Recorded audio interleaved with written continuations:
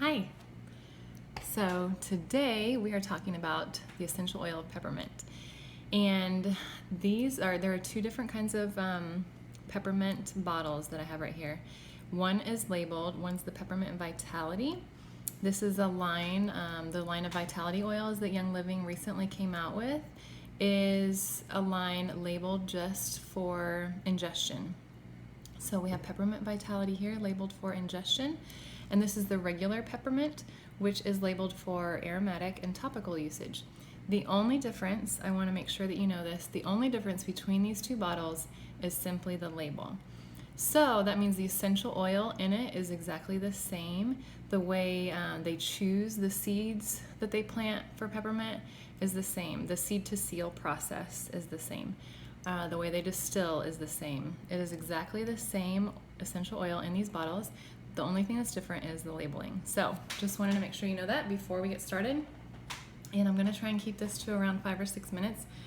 So I'm gonna go a little bit fast, but I wanted to let you know of some ways that I use peppermint and a few things that I found out about peppermint this week.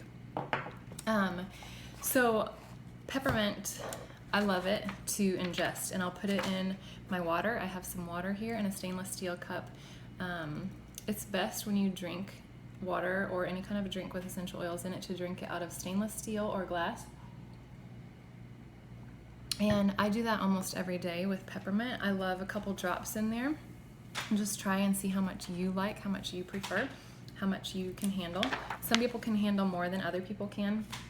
I forgot to turn to the peppermint page in my book here.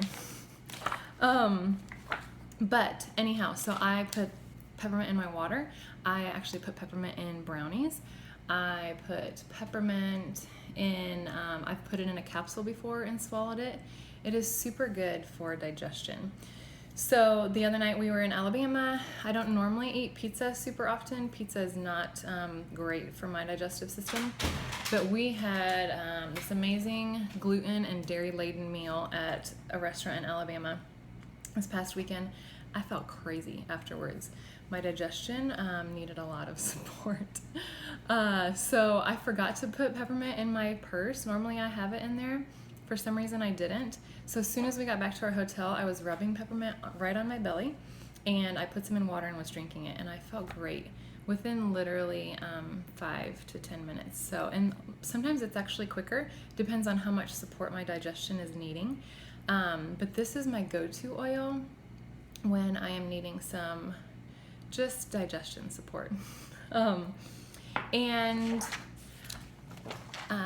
Another thing that peppermint is good for is I will, if I'm feeling like I need a pick-me-up or I need to focus, I will rub some right on my temples here, and that is close to your eyes, so you want to be super careful about how you do this, and you want to just kind of try it a tiny bit at a time. I don't actually put a whole drop. I just put my finger on the bottle like this and tip it over, and then even kind of wipe some off.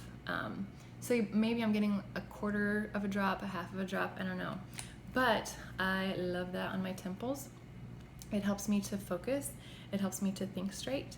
And I know some of you are teachers. This is a really great oil for helping with focus and attention. So I actually have this diffusing I came home this afternoon after picking my kids up from school, and my son was doing homework here at the table, so I had peppermint diffusing in our diffuser. If you're a teacher, you might want to try taking your diffuser to your classroom and diffusing peppermint. Peppermint and cedarwood sometimes is helpful. And just watch what you notice amongst your students. Or if you're a mom and you want to help your kids focus after school, diffuse peppermint, even if you need to focus. We all need help focusing, don't we? So I do that, diffuse it and put it on my temples. I also, some people, when you want to really just kind of open up your sinus area, another thing, I don't remember to do this very often, but I'll put some on my tongue and touch my tongue to the roof of my mouth. And when you leave that there for a little bit, everything starts to open up. Sometimes it's a little bit strong, but everything starts to open up and you start to kind of go, whoa. It's really nice. when we drove through the night this summer to go up to Indiana, we were sniffing peppermint in the car. Sometimes I was putting this in front of my husband's nose. Respiratory system, it's also super helpful for respiratory system. I have also been known to rub this on my chest or on my children's chests. Look this up, but I have also, for immune support, put a drop of peppermint on the bottom of my children's big toe. I can't actually compliantly tell you why, but just look that up. And peppermint has a cooling effect. So I haven't tried this, but I know people have, of putting a few drops of peppermint in a spray bottle, filling it with water, and spray it on you when it's really hot. I should actually try this. It's been really hot down here. Let's see, there's a couple more things. Peppermint can be great for brain support. Like I said, for focusing. I have made up a brain blend before with frankincense and peppermint, and I can't remember what else is in there. Rosemary. Rosemary is really great for brain too. That I will put on my temples or the back of my neck. You can even put it on the top of your head to help support your brain. So peppermint is so good for so many things. It's great for soothing muscles. I know there are several of you who stand all day or you love to work out.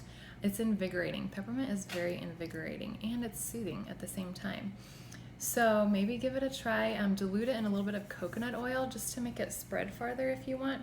You don't have to dilute this oil. You can if you want. You just kind of go with how it feels best on you. Some people dilute, some people don't. Rub it on your muscles and see how that feels. Mix it with lavender maybe. Mix it with copaiba. There's a couple other things. Peppermint is actually, I still did not get to this place in my book. So the plant origin of peppermint is from North America and the Mediterranean area and Great Britain, which the first two made sense to me, but Great Britain, I thought, that was interesting. Another interesting fact that I learned about peppermint essential oil is down here at the bottom. I made some notes on my computer. So you know that peppermint tea, made from the dried herb, is, a lot of people know that that's good for digestion. So even more so the peppermint oil for digestion. I learned that it takes 1 pound of peppermint to make a 15 milliliter bottle. Isn't that awesome? And 1 drop of peppermint is equivalent to 26 pounds of peppermint tea. Isn't that crazy? So when you're researching essential oils and when you're researching things for your health and for your family's health, a couple people that I really like are Dr. Josh Axe, A-X-E. You can find him online. Dr. Jim Bob Hagerton has some great YouTube videos.